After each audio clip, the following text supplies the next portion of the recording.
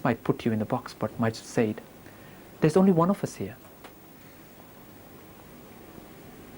There isn't two. Sometimes we say, my name's George and God's up there. Or here's Manny and God's up there. It's not like that. It's not me and you there. You and I are intricately woven, like as a carpet, like a weaver's done it, beautifully put together. It's just that you're too busy not knowing that you want to be part of that. I'm very busy knowing about it. And I'm finding a lot of joy in knowing that you and I are brothers and sisters. And we are related. Absolutely. It doesn't matter.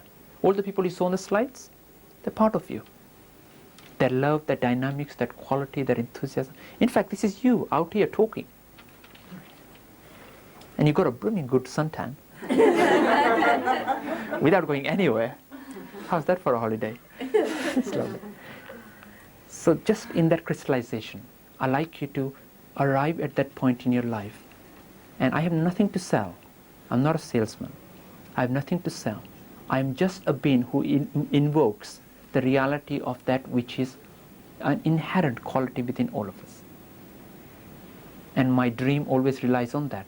If I can just awaken one being to the same realization, which is the common destiny, and at the same time stay individually alive, which is lovely, because we need to be individual so we can love each other and really space out with each other. In that oneness, there is an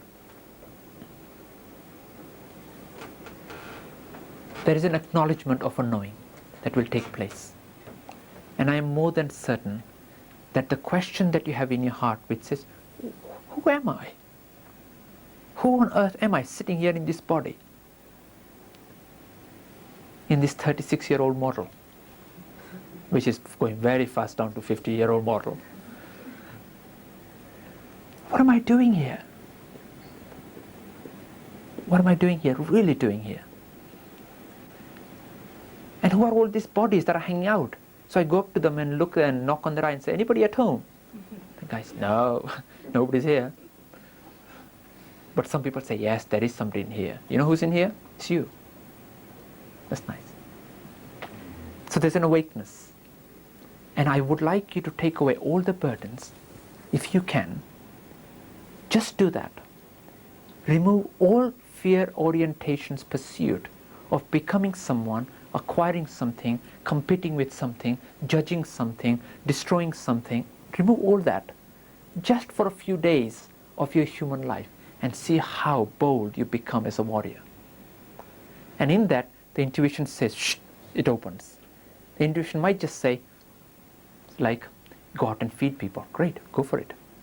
It might just say, somebody's coming, I think you should go and spend a weekend at nutrition weekend in North Wales. Go for it. It's brought you here.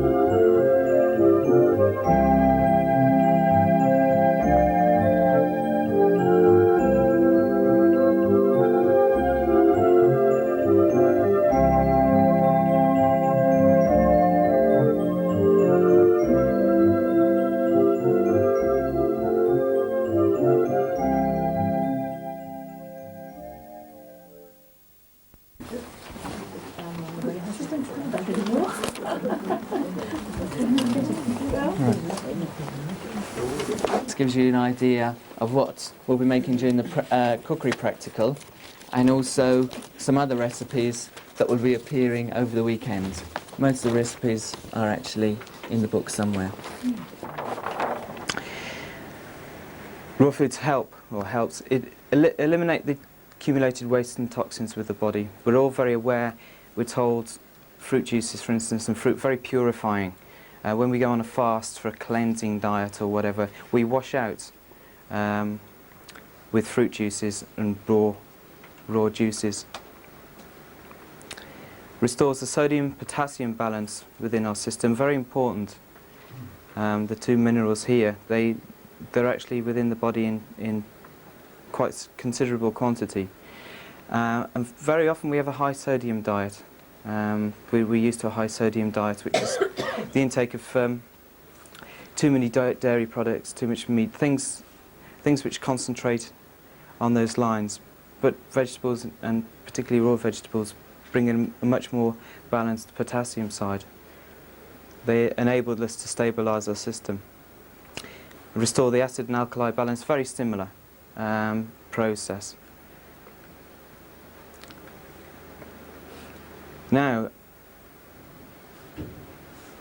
raw foods generally are said to, as I've mentioned, really increase our aliveness, to increase stamina, to bring us greater energy and greater endurance.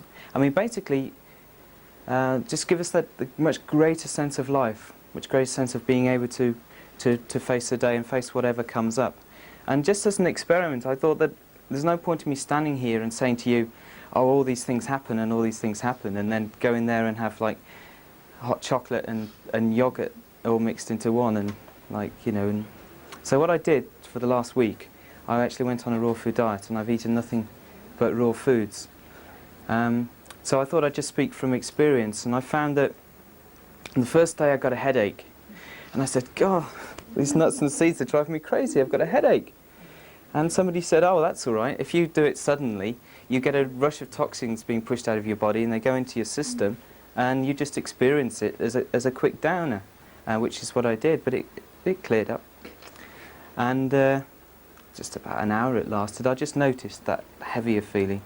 And ever since then, I tell you, I've needed less sleep.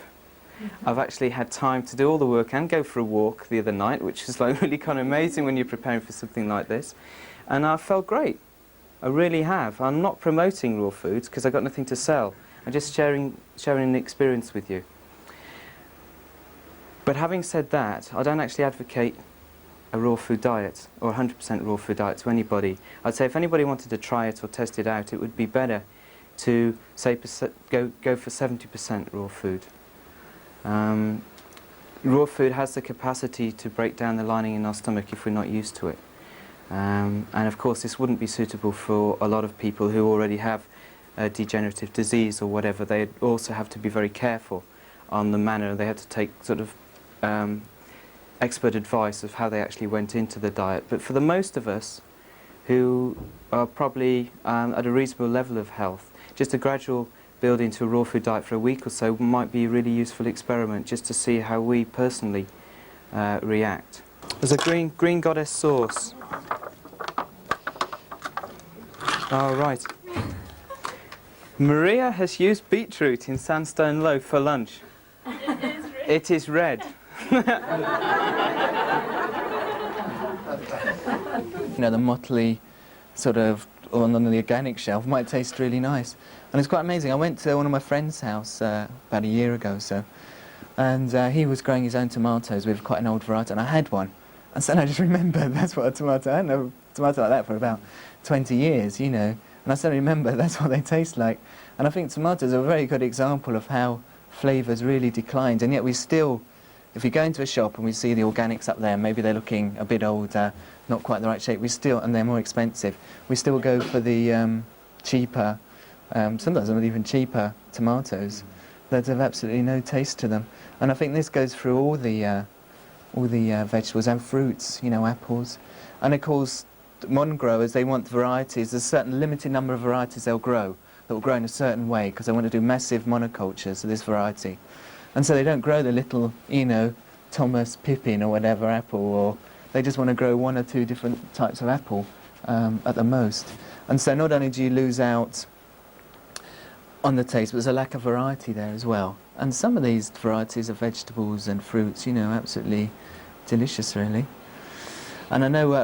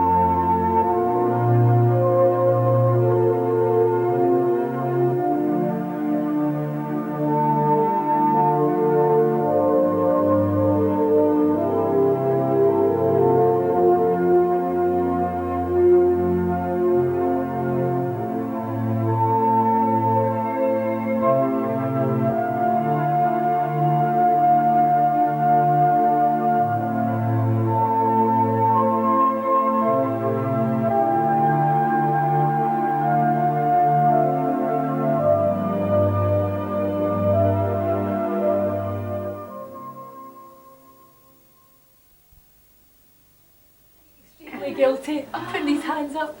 And so Manny wanted to tell us a story about when he was young. I'll leave the story, he can tell you one day. He's better at telling than I am. And so he asked us all to try and go vegetarian. And you know Manny, he's very powerful. And at the end of the thing, I happened to get a chance to speak to him. And I said, I'll try, Manny, but it's really, really hard. And if you'd told me a week before that, I'd have said, no, you need your protein in your meat. And I'd have said, no, definitely not. But I went home, and even on the way up in the car, it's a long journey, we tend to stop, and I didn't have anything on the way, and I got home the next night, and I thought, oh, my husband, what am I going to do? And I thought, I'm definitely not going to eat meat. So I made the tea, and I made the tea for everybody else, and I hadn't a clue what to make, so I made potatoes and I sprinkled nuts on top. And that's what I had for my tea. And my husband looked and says, what the? She said, is that your eating? I said, I don't feel very hungry. I lied, unfortunately. I don't feel very hungry. And then it came the next day, and then he said, what are you playing at, you know? And then I said, I'm going to try going vegetarian. I think it'll be better for me.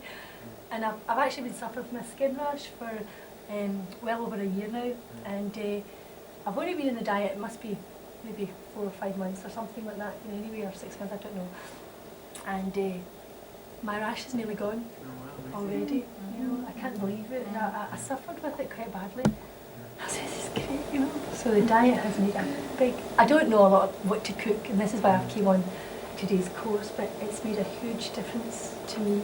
And I work very hard, and I train, and I do lots of things. I'm very, very busy. And that was another thing I kept thinking, well, you need your meat, because I'm too busy to go vegetarian.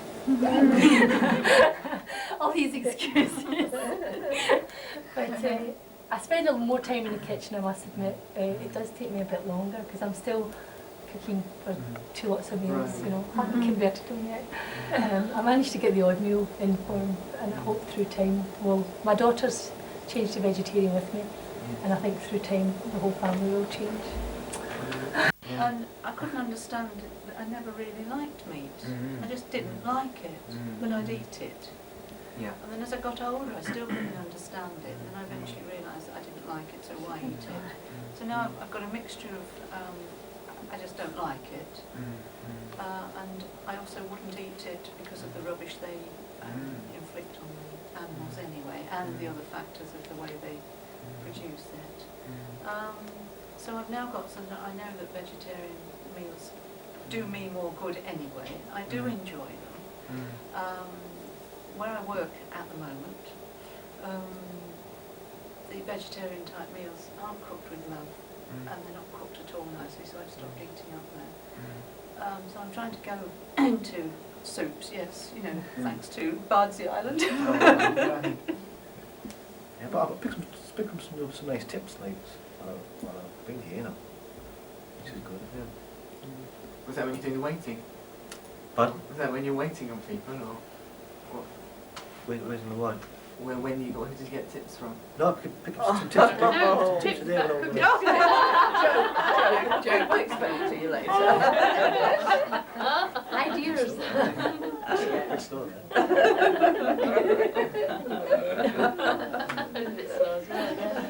So would you say you're a reluctant vegetarian then, or you're a meat eater, or you just, is it for economy, main reason, or what do you think's your main sort of? No, well, bit of both actually, yeah. Yeah. But I also found that helps with the mood that you're in as well, different foods, isn't it? Yeah, I found that, like, yeah. Well, I'm not actually vegetarian, but I've been thinking about it for quite a long time. Yes. And I don't actually eat an awful lot of meat because I'm a student and it's quite expensive. Yes. So I actually like a lot of, I do like raw vegetables, carrots and things like that. I eat quite a lot of those, the sort of snacky things. Yes. So I'm thinking about it a bit more now. I've seen all this. But the rest of my household are complete meat eaters, so Yes. it's going to be quite difficult. Yes. Do you share the cooking with them? Yeah. Yeah, right, it's quite tricky. Yeah, it's amazing the different motives, isn't it, really, you have for the way you eat, especially so many different reasons, aren't there, really? I remember for me, one of the I was a student at the time, one of the main things was economy, really. And I like cooking, so I thought it was a bit of a challenge. And I think might be my grandma said I couldn't possibly survive on it, so that was another good reason to try it out. What's yours in a day's work?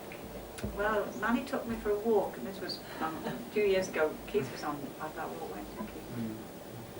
Said, come for a walk, and I didn't know it was going to be 1,500 miles.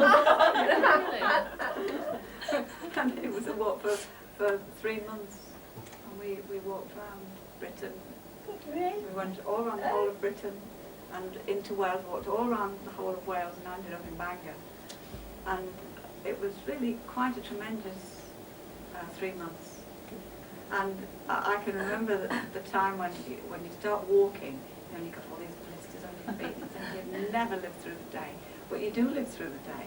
And then the time came when you were walking, and the first 15 miles was murder. But once you got past the 15-mile mark, you just sort of walked, you just flew the next bit. You might be walking something like 25 or 26 miles a day or something like that. And it was really quite mind, I wasn't carrying any heavy packs because I couldn't do that. But the walking itself really did bring a lot of strength to the system. So, thank you all. Thank you. And then we'll all meet back in here after supper. I won't say what time yet, we'll just say what time. As you walk. It's all well planned. Yes. Thank you. As you walk, something very special happens.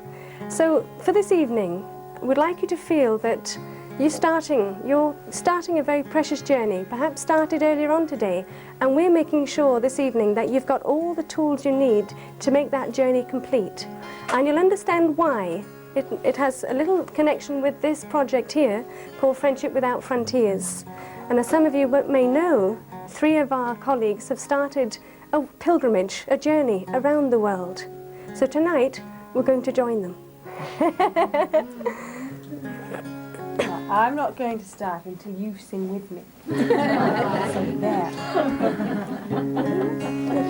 So you've got to get your tongues as knotted in as you can, and no spitting.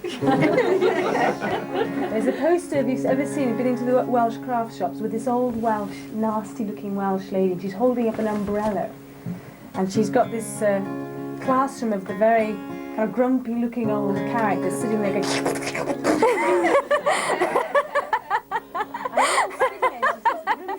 This umbrella in front of us.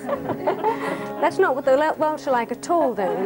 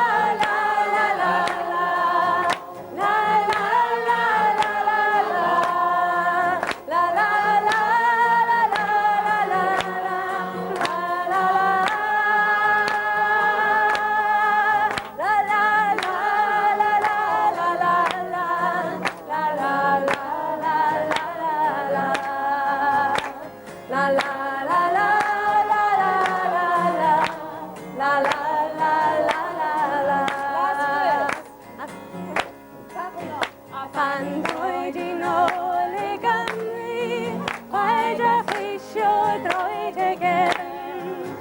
Meine Veganore samaiti, urwene wir treven.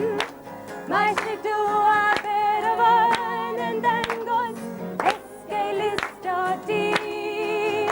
I could we bought on the carpet and anchor hid on the bobine.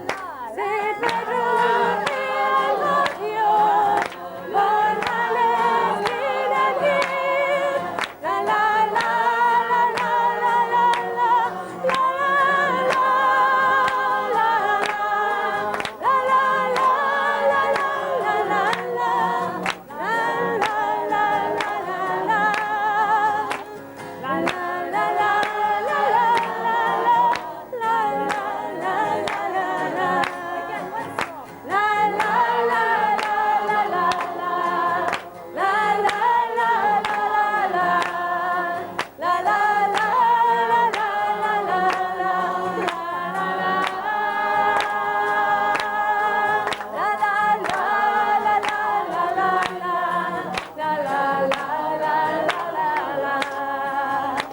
Hallelujah. La la la la la la la la la la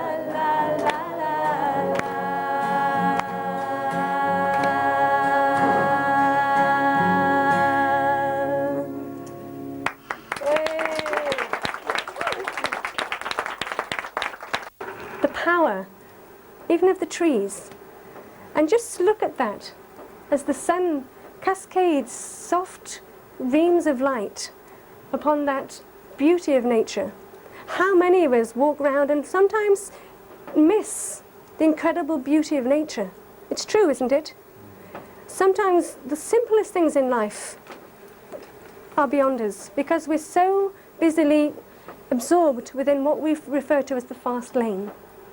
But this is the miracle that often we miss. But tonight, I wanted to bring us back just to reliving and giving an overview of this wonderment. Look at that. A rainbow. Magnificent, isn't it? But how many of you stop? How many of us have ever got out of a car and said, gosh, look, what has happened? Where has that child gone within our lives that actually fails to see this incredible majesty of our world? And these also are the people we live with. And one thing I think is important to realise is that we're not islands on our own. And as John, Rita and Andrew are finding out, there are thousands of people within this world who are also looking for the same joy and unity that we're sharing here tonight. And they've shared many stories of the children they've met and of some very beautiful experiences that have actually been happening to them. I'd just like to share one particular story, this particular juncture, of an event that took place in Brussels recently when Rita, John and Andrew were invited into a school.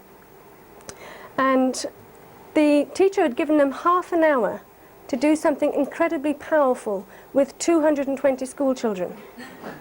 And so Rita, John and Andrew all looked at each other and they thought, good Lord, what on earth are we going to do in half an hour to change these people's lives? And so they set upon achieving the impossible. And they played something that changed the whole attitude within that school. And the teacher and the headmistress couldn't believe what was happening. Something very, very precious took place in that school that day. And it's something that I just want to share with you as this music enters into the room and fills your experience.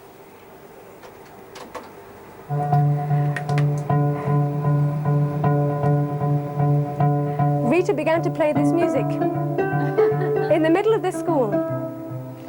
220 children stood up, just like you're about to do, and began to shake their arms and turn and twist.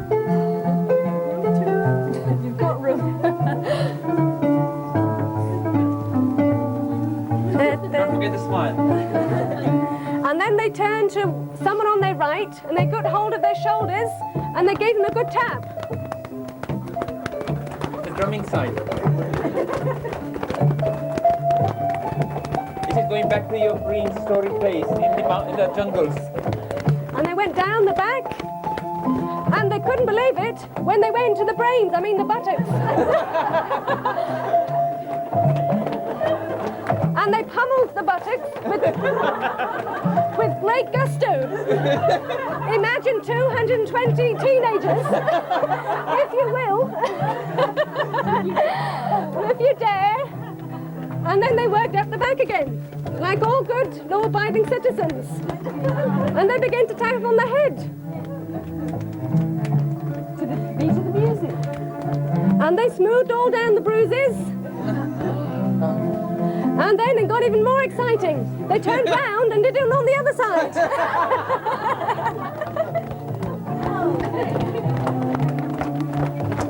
You get your own back now. And you can imagine how the children felt getting their own back, particularly if it was one of their teachers.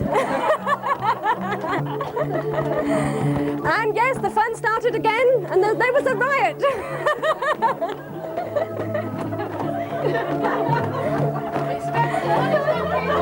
And they went up again to the head. They made sure they activated the grey cells or whatever was in there. And then they apologised and stroked down the bruises. That's life.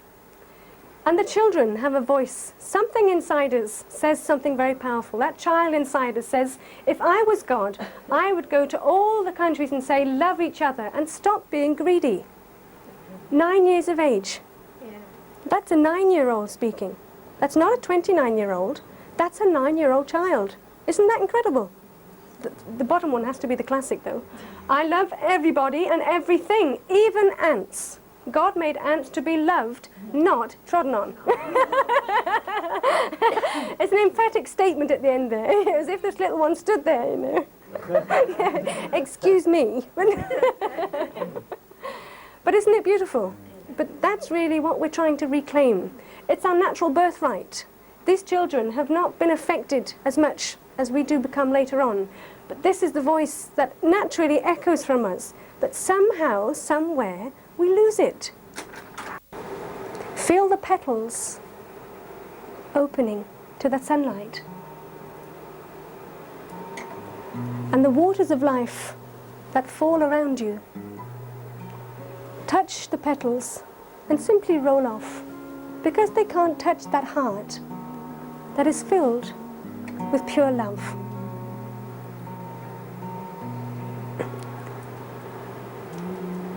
Become that love and feel it opening in that heart, entering, piercing, exploding within the body, within the mind. Love is born. The heart is a gift, and it opens.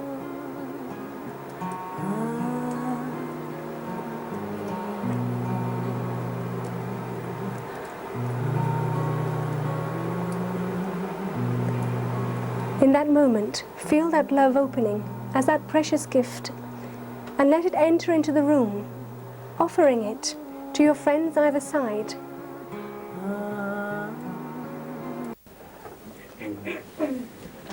Lovely. I think Annie's done such a lovely job. I think we should all give her an applause, don't you think?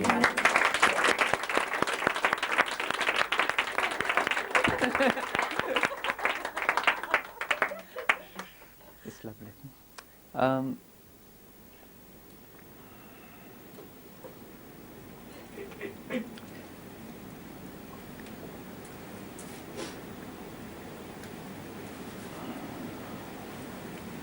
Trying to participate in a way that we don't act as a hindrance upon each other is very difficult,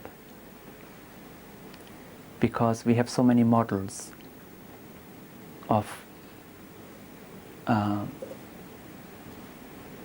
what we would like to be or what we think we are, and where our life should end up in, that before the journey has even begun, quite often it is terminated. Not by that which is external to us, but just us as we are.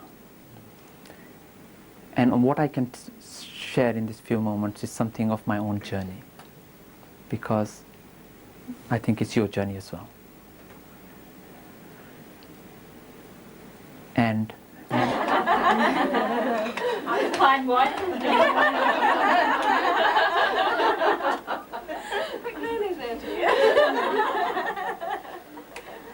Right.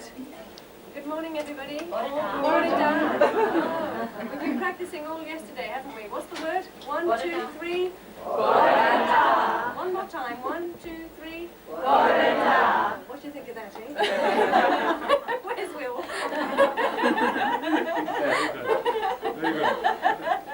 Very good. Right, on that note, we'd like to welcome you. We haven't finished with you yet. There's still more wonderful delights we want to share with you this morning. Shiatsu is a traditional Japanese, oriental form of body work, and it means finger pressure. And nowadays we use much more than fingers. We use palms, sometimes elbows, knees, feet, depending on the various parts. Move forward and back comfortably so that you don't build up any strain or tension while you work. This should be as relaxing for you as for the one who's sitting. That's it. And by the end of the treatment, you'll not know where your hand finishes and your partner's body begins. You have just joined so much. And then rest your hand there between the shoulder blades. And you've created a lovely warmth. You've activated energy. And there's a beautiful warmth now from your palm. Can you feel that? Yes? Good.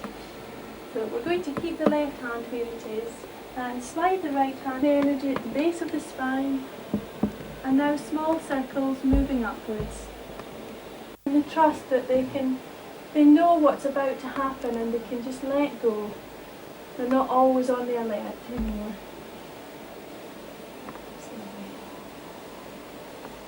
And again, sliding the hand down.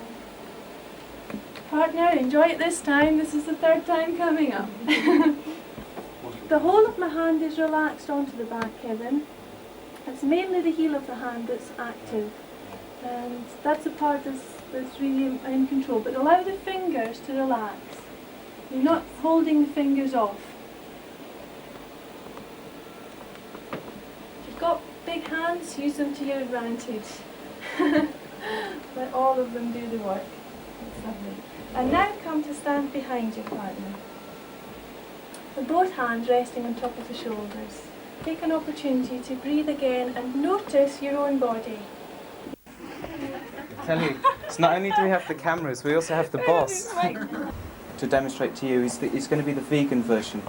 I mean, within it, there's going to be no dairy products, just to show, for those of you who are interested in vegan food, that you can perfectly balance a meal without the need for any animal products whatsoever. At the end, it's the International Tofu Cookery book by Leah Lenneman. If ever you want to have ideas to...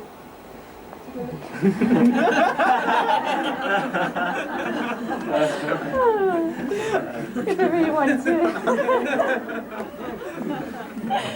oh dear.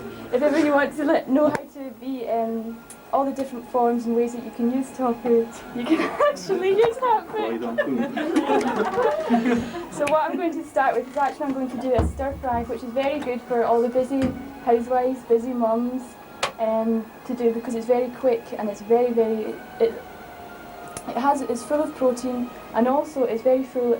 It's full of calcium as well. Normally when people turn vegan, they're very worried about their calcium intake. So tofu is very high in calcium, as is tahini seeds. So if you mix tofu with rice and tahini, you've got a complete meal with your carbohydrates, your protein, your vitamins and your minerals. Calcium is one of your minerals, your fats and your oils as well. As Manny said last night, we always take a risk. And the risk you're in for today is being blown up by the gas cooker. Oh dear. Oh, I can't get up. Do you want me to? Yes, it needs to be the hand Excuse sleeve. me. Sorry. This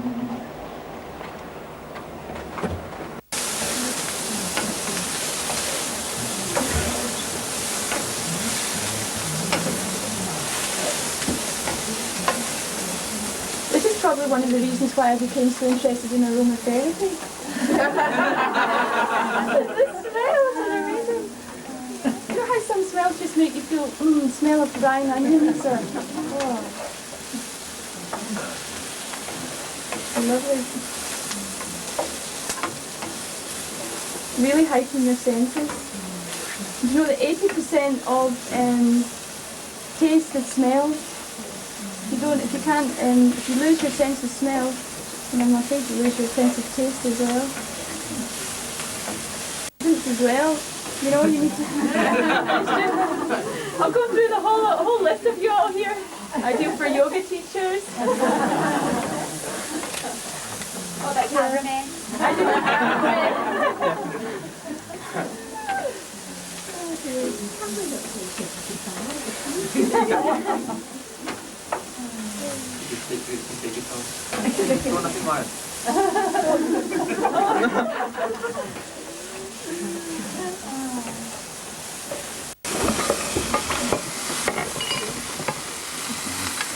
Isn't that amazing? Look at all those colours just cascading out of the dish.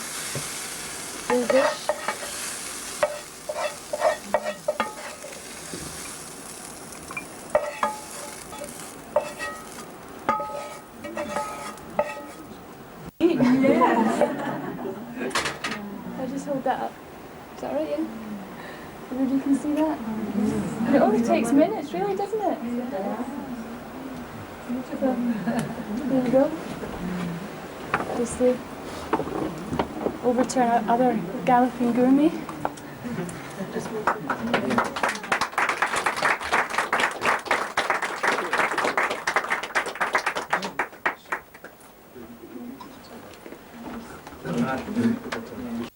And this is it. It's like it's Tarzan, right? And he's swinging through the jungle, really enjoying himself, having a great day. And he sees this tiger, this really savage tiger chasing after him, sort of underneath. And he thinks, oh whoops, I better outrun him. But he outruns him so much, he runs out of trees and he ends up in this field. And he thinks, no, what am I going to do? And he looks behind, he sees this tiger, like, eyes ablaze, tearing after him into the middle of the field. And Tarzan thinks, I've got no choice. So he just knelt down on the ground and prayed. And he said, please God, please God, please God, save my life. And a few seconds later, nothing had happened. And he thought, it's really strange, so he just turned around and peeked round. And out of the corner of his eye, he saw the tiger kneeling down behind him, with his paws together, praying. And he thought, thank God for that, a spiritual tiger. The tiger said, shut up, I'm saying grace.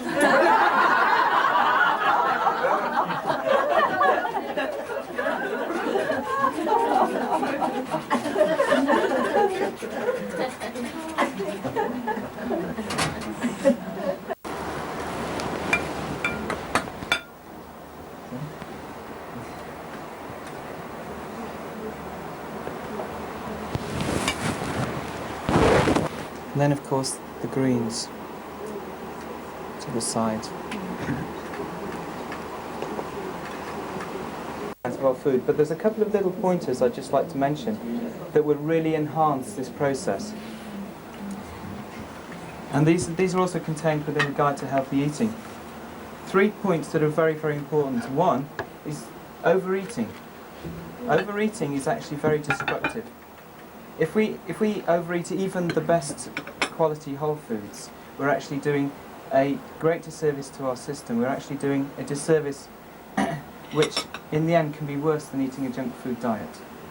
So it's a very important thing. It's like, well, we've learnt to prepare all this beautiful food, we must make sure that we're actually not indulging too much in it. And fourthly, just love your food. It's lastly but not least, I would say, in fact, it's probably the main ingredient in all food is the love that we put into it. The love we put into it will depend on the love we get out of it. So if we treat our food well, it'll treat us well. Thank you.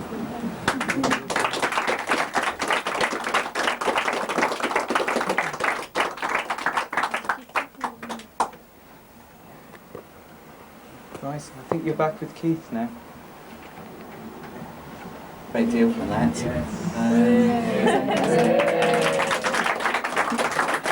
Breathe in deeply, calmly, full of joy, etc., etc. Okay, and then release those hands and just give yourselves a little shake. Bounce the knees. I think the floor is supported. Shoulders either side. On your, if you're under 5 foot, you can put it round the waist.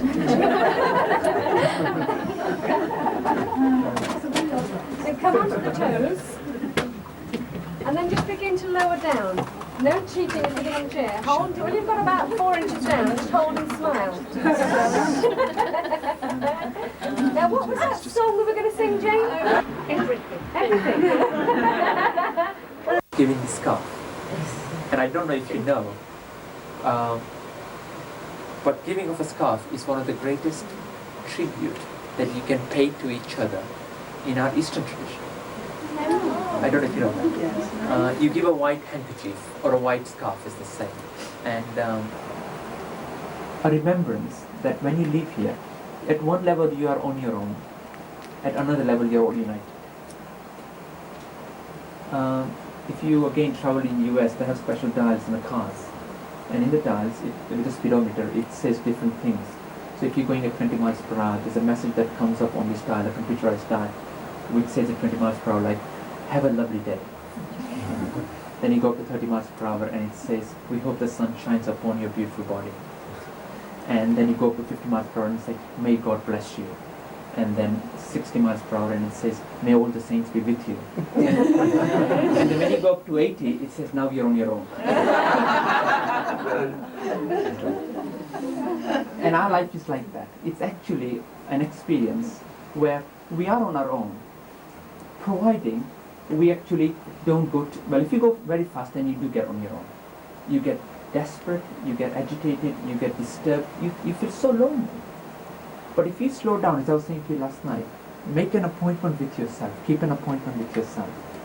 And I'm not having you on, by the way. This is real, absolutely real. This is not a dream that you're going to wake up from. This is absolutely here, it's real, and it is as tangible as the rocks are out there. The reality of the love that shines out from you to me and me to you is the only source of initial unity and harmony that needs to be restored. This is why, give Jane a lovely applause.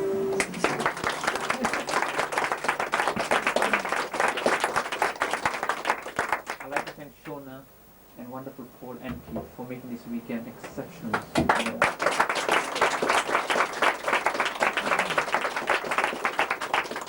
And all the unseen heroes in the back there.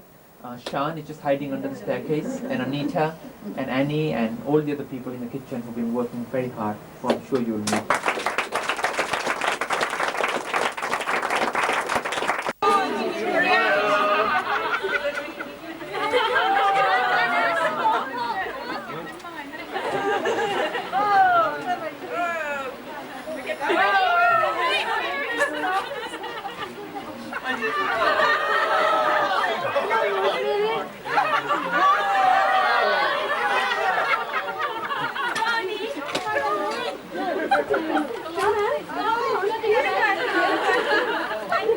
You one? This is some nice Don't forget the weather all the way. Are your films right now?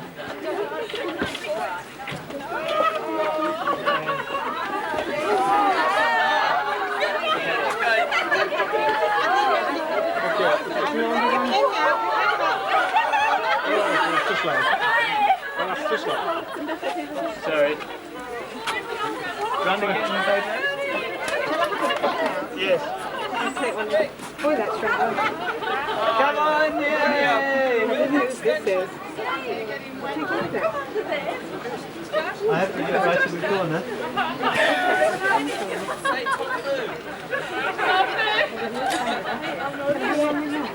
Yeah. Thank you so much. Take me a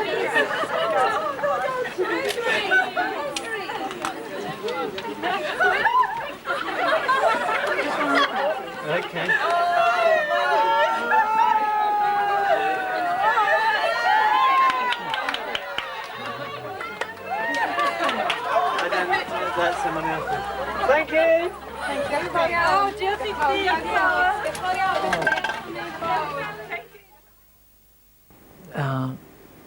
Awaken to this in the best way you can, and it makes sense.